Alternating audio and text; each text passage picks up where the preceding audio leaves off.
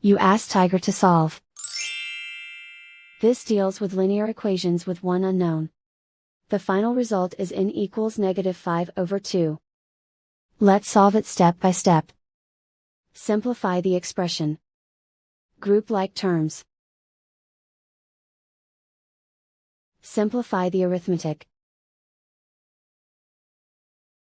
Group all constants on the right side of the equation. Subtract 5 from both sides.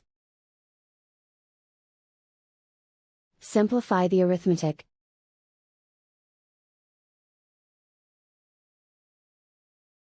Isolate the n. Divide both sides by 2.